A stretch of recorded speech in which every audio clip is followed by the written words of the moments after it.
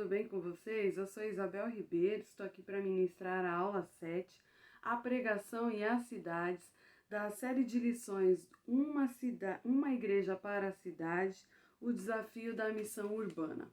Mas antes de iniciar o nosso estudo, eu quero orar por você e com você. Se for possível, feche os seus olhos onde você estiver neste momento. Senhor meu Pai que estás no céu, santificado e exaltado seja o teu nome.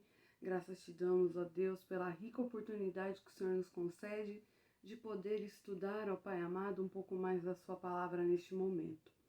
Que o teu nome seja adorado e enaltecido através deste estudo.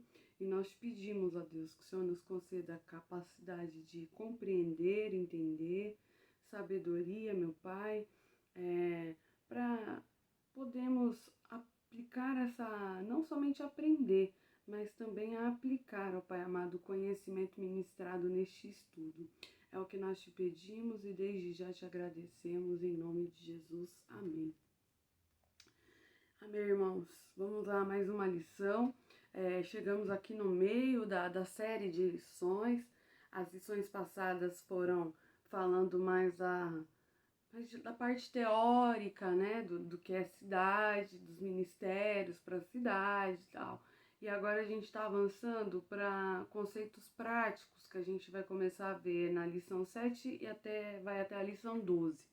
Então hoje a gente vai ver a questão da pregação e vai falar de um tema que eu amo, que é contextualização. Para mim a contextualização é algo que faz parte do meu dia a dia, porque eu tenho um conhecimento técnico e tenho que traduzir, interpretar de alguma maneira para quem não tem o conhecimento técnico, mas que depende do meu conhecimento para poder tomar uma decisão correta, uma decisão aí para seguir os planos, os desafios encarados no dia a dia da vida profissional.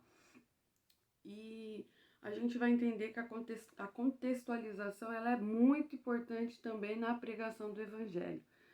Sem contextualização vai ser difícil da gente alcançar, ter o objetivo de levar a palavra de Deus para todo mundo. Mas vamos lá, seguindo aqui, texto base da nossa lição. Mateus 5, versículos 13 e 14. Vocês são sal da terra, mas se o sal perder o sabor, como restaurá-lo? Não servirá para nada, exceto para ser jogado fora e pisado pelos homens. Vocês são a luz do mundo. Não se pode esconder uma cidade construída sobre um monte. Então, entender que nós estamos no meio de um contexto de urbanização, que a urbanização está cada vez maior, tanto no Brasil quanto no mundo, isso não é novidade para nós aqui neste estudo. E a questão da urbanização, ela pode nos levar a situações que eu achei muito interessante que o autor ou os autores colocaram aqui. A lição, o autor diz o seguinte, que o mundanismo e a secularização são condenáveis, ou seja, viver de uma maneira mundana e trazer a maneira mundana para dentro da igreja, a secularização, isso são condenáveis. Mas viver indiferente e no isolacionismo também são condenáveis. E aí eu achei muito interessante porque tem muito a ver com os dias de hoje, com a forma que nós estamos vivendo os dias de hoje, a indiferença e o isolacionismo. Não que isso não possa ser aplicado em outra fase das nossas vidas, aí antes da pandemia, por exemplo, sim. Pode haver situações passadas que a gente pode ter se enquadrado em algum momento, sim, na questão da indiferença e do isolacionismo. A indiferença é você viver indiferente do que está acontecendo com o seu próximo. Não se preocupar, assim, tá bem comigo, tá bem com a minha família, não me importa o que está acontecendo com o outro, prefiro não me ligar nos problemas dele. Viver indiferente com o seu colega de trabalho que está passando por uma dificuldade, com o seu vizinho que deve estar com alguma situação difícil por causa da pandemia. O isolacionismo é o estado de isolamento, muito parecido. a minha comunidade, um exemplo, tá? A minha comunidade cristã tá ali, inserida naquele bairro, mas só se preocupa com quem tá ali dentro da comunidade, não olha para fora, para os vizinhos, para as pessoas que realmente precisam, é, sabe? Não ter contato, não ter aproximação, não falar, não propagar o evangelho, viver de uma maneira isolada, assim, só com os meus aqui, tá legal, e não preciso saber o que está acontecendo em volta. Se alguém precisar, que chegue até nós e não nós chegarmos a ele. Isso também é condenável. Isso também é condenado por Deus. Então a gente precisa tomar muito cuidado. São aí uma das lições que a gente pode tirar desse estudo, tá bom? Esse cuidado. Porque quando Jesus fala que nós somos sal da terra, quer dizer que nós estamos no meio do povo, porém não somos iguais ao povo, mas temos que fazer a diferença. Porque se a gente não for fazer a diferença, para que vai ter serventia a gente aqui, entendeu? Qual que é o objetivo da gente aqui? Então, por isso que ele fala que vocês são o sal da terra. Mas se perder o sabor, como restaurá-lo? Não dá para restaurar o sabor do sal. Perdeu, já era, tem que jogar fora. E aí Jesus não quer que isso aconteça com a gente. Que a gente venha produzir, que a gente venha abrilhantar, falar do amor de Deus, ser útil no reino e praticar a nossa comissão. Seguindo o estudo, é tempo de refletir. A lição aquela, é maravilhosa, eu não vou ficar dando spoiler, não, vamos seguir.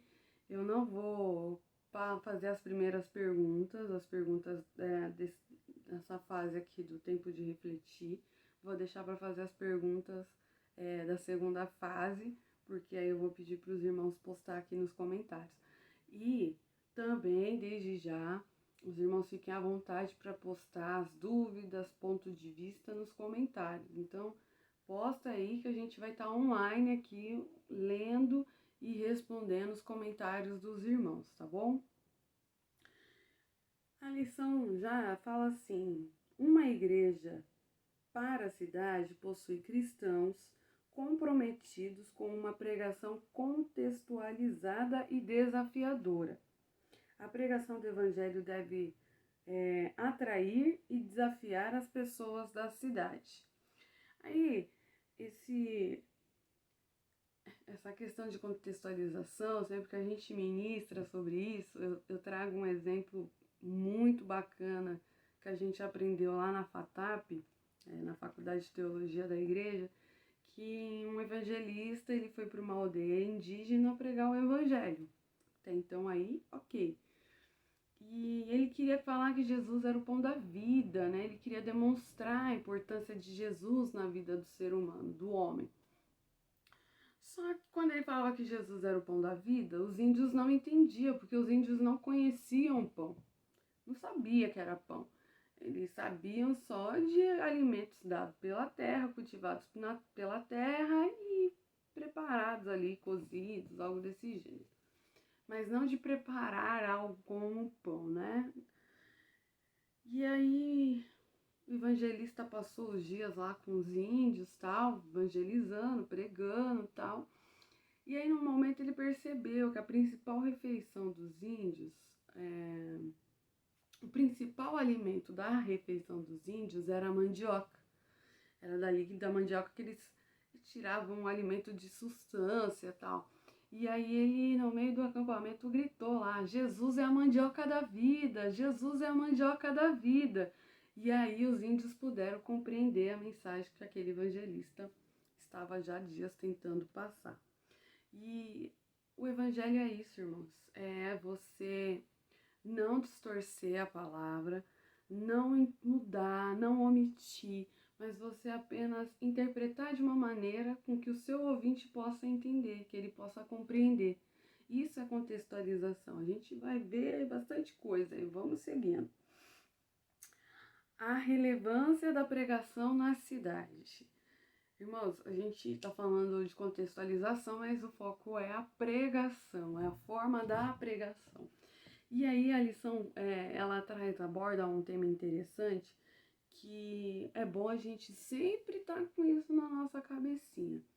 Que um culto um culto mesmo de uma igreja séria, ela tem que ter sim um louvor muito bom, tem que ter uma recepção dos irmãos muito boa, dos visitantes. A IAP de Santo Amaro conhece isso bem, outras IAPs aí que têm praticado igreja simples, sabe da importância da recepção, do agregamento de irmãos, para que possa ser consolidado, né, a salvação, a, a vivência daquele irmão na comunidade. Porém, uma igreja séria, ela vai dar vazão, ela vai dar atenção para a pregação do evangelho. Então, isso é importante.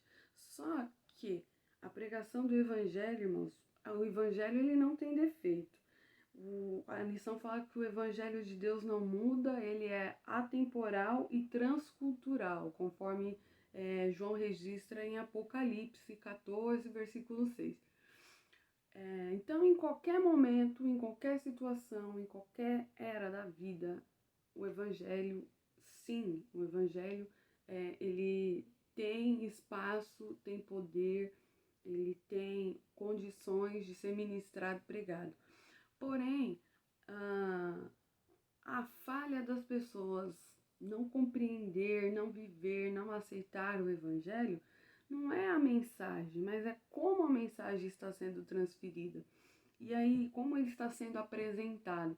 E aí eu acho interessante, porque não é algo, quando a lição cita isso, não é algo ofensivo a nós, né? Que nós não estamos fazendo direito o nosso trabalho.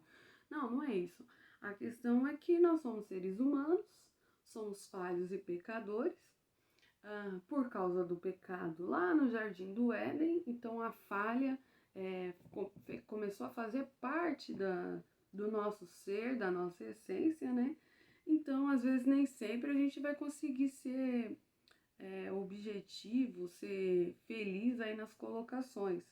Então, quando uma pessoa não aceita o evangelho, pode ser por duas razões. Por ela não querer realmente, ela entendeu a mensagem, entendeu a importância do evangelho, do plano de salvação de Cristo, mas ela não quer, ela já está decidida que ela não quer, ou então porque ela não entendeu, porque a mensagem não foi bem passada, né? Não foi bem transmitida de uma maneira que fizesse sentido para ela. E aí essa é a questão aqui que a gente está refletindo. Sobre como a mensagem está sendo passada.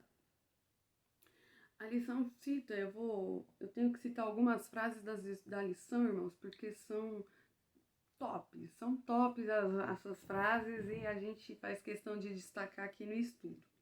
No final da página 59 diz assim: a contextualização saudável mostra às pessoas que os enredos de suas histórias só podem ter um final feliz em Cristo.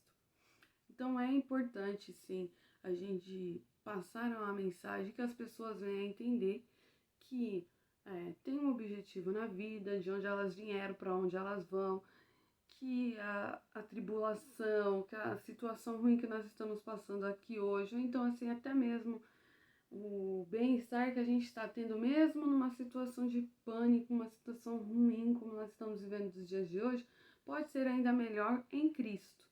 Então, a contextualização tem que nos ajudar a levar as pessoas a entender que em Cristo teremos um final feliz.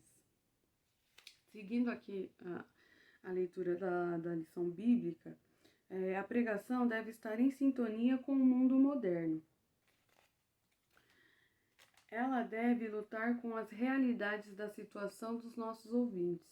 Compreender que as pessoas para as quais pregamos possuem uma cosmovisão, isto é, uma forma de ver e entender o mundo completamente diferente de nós, pode nos ajudar na proclamação do Evangelho. Vou dar um exemplo aqui para poder contextualizar, para poder aqui explanar mais aqui esse parágrafo da lição. Fundação Casa. Nós fizemos parte da capelania por um curto período de tempo e estivemos na Fundação Casa.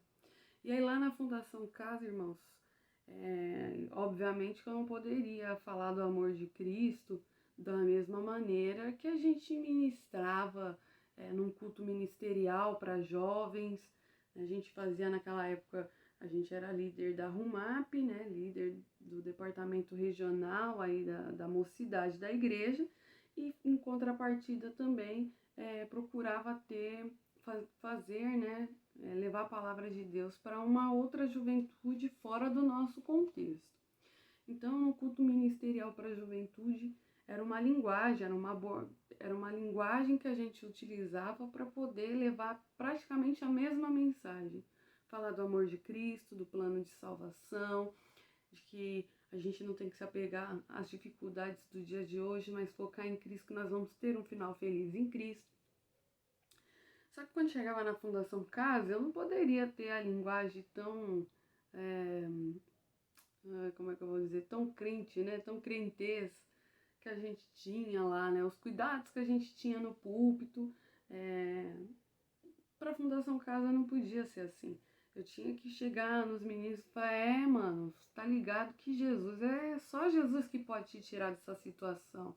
Porque, mano, você sabe. E aí, na linguagem dos meninos, chamava a atenção deles, porque a gente falava como eles, então eles paravam para nos ouvir, porque a forma que eles iriam falar, a gente conseguiria entender. E o que eu quero trazer para os irmãos, preste atenção, nós em nenhum momento omitimos a palavra de Deus, em nenhum momento nós adulteramos a palavra de Deus, nós só usamos termos, contextualizamos com a realidade de com quem a gente estava pregando, para quem a gente estava pregando. Então a contextualização é isso. Se você for sentar com um roqueiro, você vai ter que falar numa linguagem mais a cara dele, né? Se você vai falar com uma pessoa mais leiga, você vai ter que usar mais figuras de linguagem para que essas pessoas venham entender. Você já tentou falar de um assunto com um advogado que usava termos jurídicos o tempo todo e você não tem conhecimento do termo jurídico? Pode ser que ficou maçante a conversa e você não entendeu nada, porque não é do seu comum, não é comum para você, não é do seu dia a dia usar aqueles termos jurídicos, né? O interposto, de não sei o que, do ajuizado e tal. E aí vai pondo umas palavras difíceis que você vai ficando confuso, e aí de repente você não entendeu nada da conversa, e o evangelho também tem isso. Às vezes a forma que a gente vai falar para determinadas pessoas vai ser confusa, eles não vão compreender a mensagem, não vai adiantar nadinha do que você está falando para as pessoas.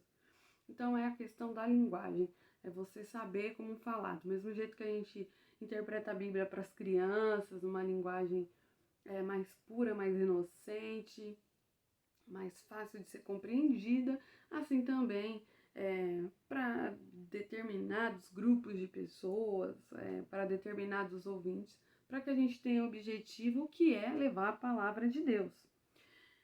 Outra fase top dessa lição: adaptar a comunicação do evangelho não significa falar o que as pessoas querem ouvir, ok? Então é isso. A contextualização, a pregação do evangelho de uma maneira contextualizada não significa que é falar somente o que as pessoas querem ouvir, é falar de tudo, mas de tudo que as pessoas possam de modo compreender. Seguindo aqui na lição, já o item 2, falando da integridade da pregação nas cidades, vai dizer muito sobre isso. De não perder a integridade da palavra de Deus, do evangelho. Algumas igrejas buscando, né, contextualizar, utilizando aí de artefatos, de argumentos, de ideias, planos, tal, para poder melhorar a propagação do evangelho, acabam levando para mensagens positivas, só coisa boa, diluindo o evangelho, não pregando o evangelho na íntegra, não explicando o texto na íntegra, mas só tirando partes boas para poder falar, falando de prosperidade, de cura, tal, mas esquece de pregar outras coisas do evangelho também. E aí, irmãos, não é isso. Contextualização não é isso. Contextualização é você falar de uma maneira que as pessoas possam entender todo o conteúdo bíblico, toda a palavra de Deus. Não é omitir, não é deixar de pregar, de deixar de falar coisas que as pessoas não querem ouvir, não é falar só coisas doces, né? Palavras doces, mas falando tudo. A igreja só pode agradar a Jesus se ela for fiel às suas escrituras. Se não abrir mão da verdade, se tiver compromisso com a palavra e não pregar o que o povo quer ouvir, mas o que o povo necessita ouvir. Jesus é um exemplo maravilhoso, mas a gente vai falar dele um pouquinho mais para frente aí na lição, tá bom? Ele é um exemplo clássico para isso. Então, essa é a situação, de ter cuidado de não perder a essência da palavra de Deus na busca de contextualizar para passar a mensagem para o próximo. Nosso chamado é para pregar tudo o que Jesus nos ensinou, apresentar todo o conselho de Deus, tornar plenamente conhecida a palavra. Sejamos fiéis e comprometidos com uma pregação integral da Escritura. Fase 2 aqui da nossa lição é tempo de agir. Agora os irmãos vão poder participar aqui mais um pouquinho com a gente, postando aí nos comentários as suas respostas, pontos de vista, dúvidas, contar uma situação aí do dia a dia, uma experiência que você passou, um case. Posta aqui nos comentários que nós, os professores da Escola Bíblica, vamos estar lendo e felizes respondendo aí o comentário de vocês, tá bom?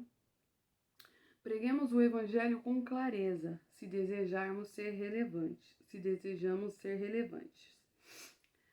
Qual a razão de Jesus usar tantas parábolas no seu ensino? O Evangelho de Marcos diz que ele não ensina sem usar parábolas. A razão é simples. Ele procurava ensinar de um modo que os seus ouvintes pudessem entender, utilizando figuras e imagens bem comuns a eles. Das pessoas mais cultas às mais simples, todas poderiam entender o Evangelho. Então tá aqui, irmãos, um exemplo clássico e um exemplo a ser seguido, Jesus. Então, pense como Jesus fez para pegar o Evangelho enquanto teve a sua missão terrena aqui, enquanto esteve na terra em forma de homem. Ele pregava por parábolas, porque por parábolas, tanto os mais humildes quanto os mais inteligentes, mais cultos, né, poderiam entender. E ele utilizava figuras, metáforas do dia a dia do povo ali. Hoje em dia, se eu chegar para uma juventude, para uma meninada de 13, 15 anos e falar aqui sobre candeia, de ser candeia, de iluminar, de ilumiar, eles não vão entender o que é candeia. Obviamente que eles, no meio da pregação, vão parar, vão entrar no Google, vão digitar lá no Google candeia, a imagem, para poder saber o que é candeia, porque não é algo comum dos nossos dias a dia, do nosso dia a dia. Agora, se eu falar que eles são como a lanterna do celular, que brilha e alcança, que é dessa forma que eles têm que pregar o Evangelho, que venha atingir lugares mais distantes, iluminar a vida de quem está perto, as coisas que estão perto, vai ser uma maneira interessante deles entenderem o que a gente quer dizer com a mensagem. Eu adulterei a mensagem? Não, eu só coloquei um exemplo para que o público desse momento possa entender o que eu estou querendo dizer com a palavra de Deus. Jesus fez isso muito, com questão de dracma, questão de plantar sementes, de colher peixe, de sal da terra, de ser luz do mundo, de candeia, tem muitos exemplos pelos evangelistas nos evangelhos sobre isso. Então, Esse é o cuidado que a gente tem que ter, de ser criativo. Eu amo essa palavra, criativo. Ser criativo em transmitir a palavra de Deus, mas de uma maneira íntegra, que não venha a perder o real conteúdo dela. Jesus fez isso muito bem e agora compete a nós fazer também. Será que as pessoas que participam das nossas celebrações compreendem aquilo que estamos anunciando? Fica aí uma perguntinha no ar para vocês responderem.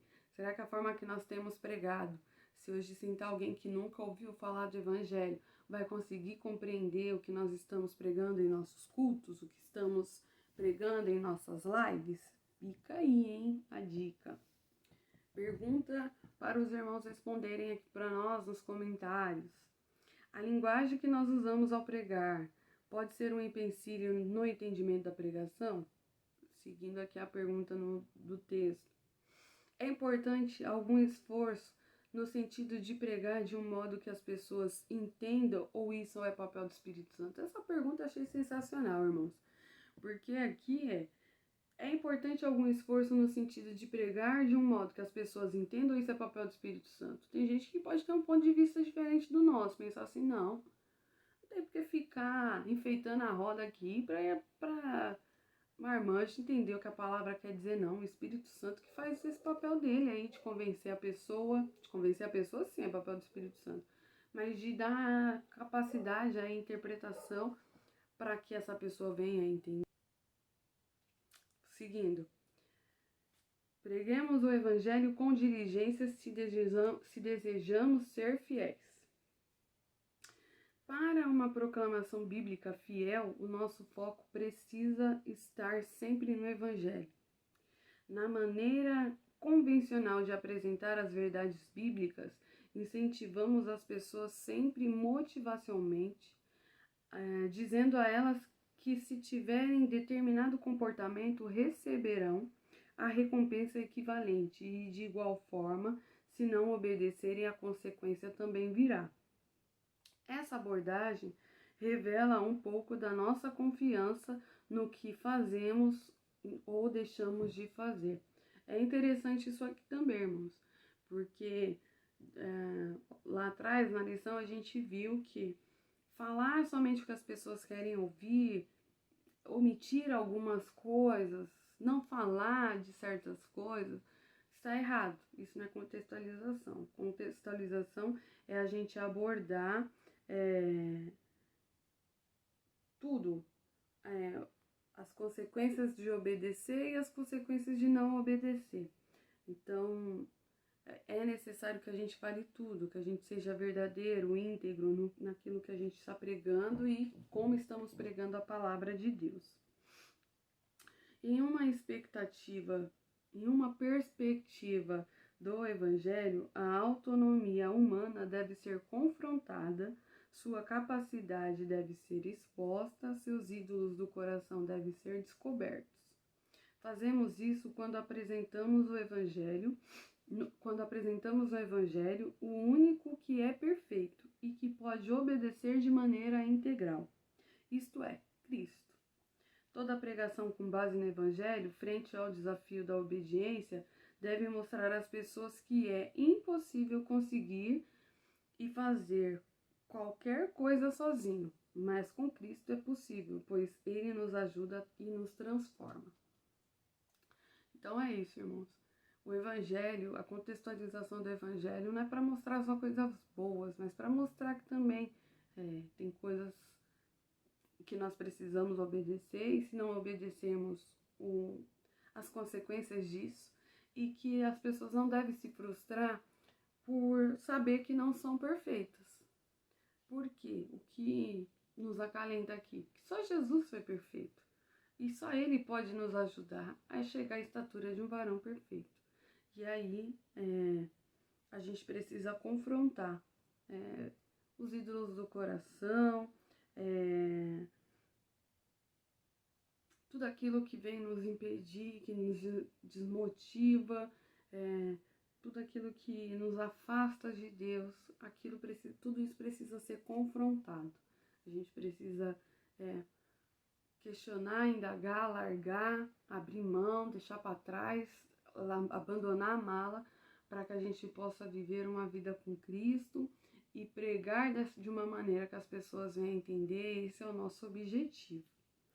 Na pregação com perspectiva do Evangelho, de que forma a autonomia, a incapacidade e os ídolos do coração humano podem ser confrontados?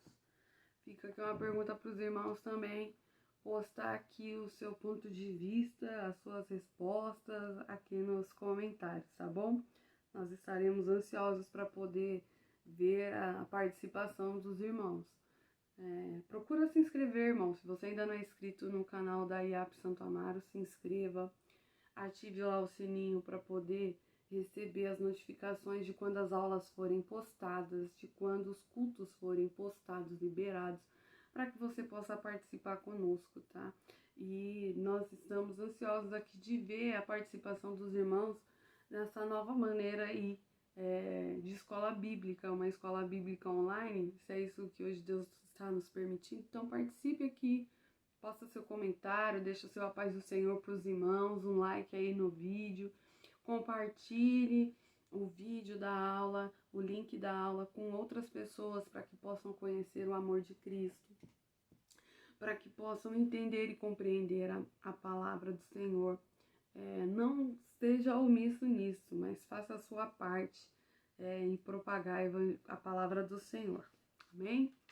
Seguindo aqui para o nosso desafio, meu compromisso missional. Durante essa semana, pare para escutar com atenção o que as pessoas do seu convívio que não são cristãs têm a dizer. Tente compreender a maneira de pensar e de enxergar a vida que elas possuem. Leve a sério suas dúvidas. Escute suas objeções, resistindo à tentação de interrompê-las. Conheça quais são as suas esperanças e suas aspirações. Acredite, a pregação que concilia integridade e relevância tem início no relacionamento com as pessoas. Isso significa ter tempo com as pessoas. Depois disso, peça ajuda do Espírito Santo na escolha da melhor abordagem do Evangelho para essas pessoas. Apresente o Evangelho de uma forma que faça sentido a elas e creia na capacidade do Evangelho de mudar mentes e corações. Terminamos o nosso estudo. Que Deus te use grandemente para falar do grande amor dele com criatividade, com sabedoria, sem adulterar ou mentir a palavra de Deus, mas que tenha o objetivo alcançado de falar do grande e poderoso amor do Senhor e do final feliz que nós temos com Cristo, tá bom? Obrigado, que Deus abençoe. Paz. Tchau, tchau.